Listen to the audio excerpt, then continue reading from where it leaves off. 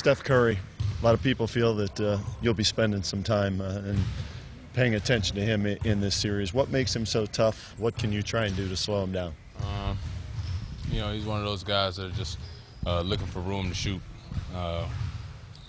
When you got a guy that, you know, his first look is not always trying to get all the way to the rim, it's a tough cover because, you know, they could do anything to just get a little separation to get a shot off, and that's their most dangerous trait.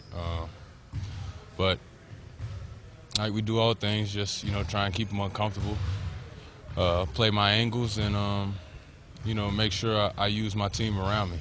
That's the best thing about playing with this team is I never feel alone when guarding somebody on an island. I always got people communicating with me. I got somewhere to send them.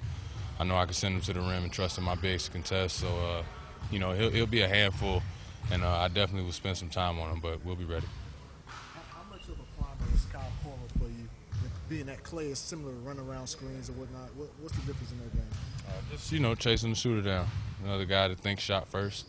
They're always shot ready, and they're always looking to get open, whether it be in half-court sets, transition, running to the three-line, or, you know, off an offensive rebound, relocating to get another shot for their team. Hey, Shump, does playing with Bron change the way guys look at the game?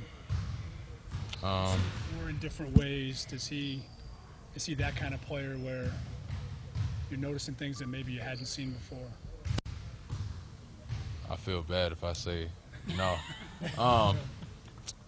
He definitely simplifies the game for you. I say that he simplifies things, and he'll do a lot of the thinking for you. But you'll naturally get to the right spot when you see the level of aggression that he uses to get to spots on the floor. Same thing with Kyrie. The way they get to certain spots on the floor, you know where to be to give them the outlet, and it just simplifies the game for you. Do you think you guys have a killer instinct, and if you do, where does it come from? I think it's just, you know, growing up playing basketball. Everybody wants to be in the finals, and everybody wants to win a championship. So if that doesn't give you a killer instinct, you shouldn't be here. So there's a lot of guys when they gather for a layup, they show the ball, and you're always in the knack for stripping or swiping the ball away at that point. Is that an instinct you have, or is that something you just teach yourself over the years of playing basketball? I think it's just not giving up on the play. A lot of times, you have to know in your mind that you're going to get beat, especially at this level. You got guys that are extremely talented, they're really shifty with the ball, ball fake. Sometimes it's just you have to help and then you have to close out and you're going to get beat. But, you know, a lot of guys, to power up and get to the rim, they have to swing that ball back. And, you know, it's just that last line of defense sometimes. You know you can make one more play if you can't run them down for a block from behind.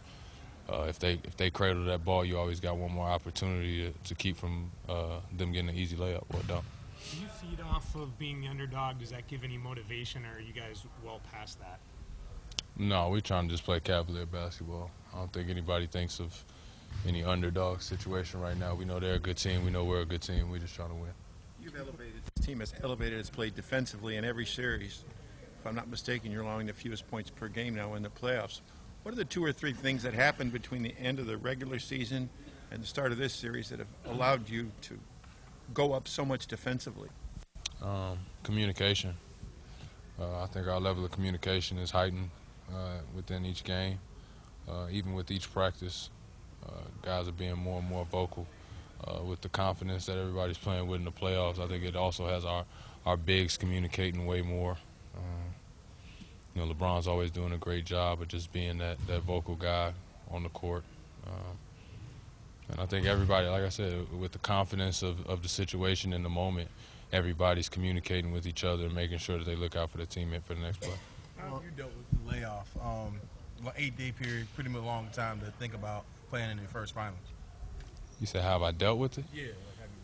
I needed to rest. That's how, I mean, we were trying to get that layoff. You know, we had some banged up guys and guys needed some rest. So, you know, we took advantage of it, I think. So far, so good. How are you feeling with it? So far, so good. The stats show that when you and JR are on the court together, the team has the highest plus-minus. Is it pretty much familiarity, with him? Or, I mean, do you just enjoy playing with JR and just know? I mean, of course, I enjoy playing with him. But I don't know. Maybe that's what it is. Maybe we've just been playing with each other for so long, just know each other's game.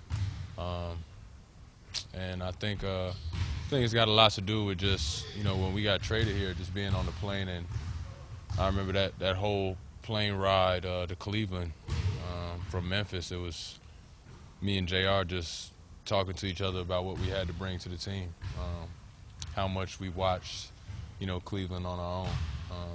Whether it just be they had a TV game, we just sat up watching them, or we were preparing to play them when we were in New York. We were just trying to figure out how we can add to the team. And I think, just putting it in your mind and then going out there and doing it is what's made us successful so far. Can you even measure, though, what this team was like when you arrived versus where you are now? Just how far the team has come in any number of areas?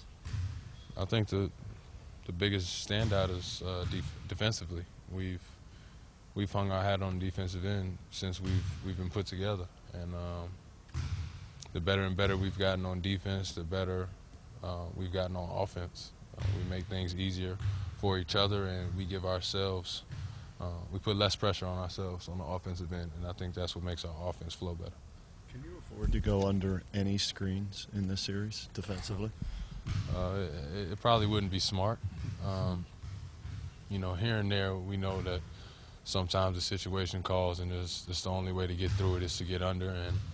And we know those guys are tremendous shooters, but we just got to do what we can. We're going to try and get over every screen.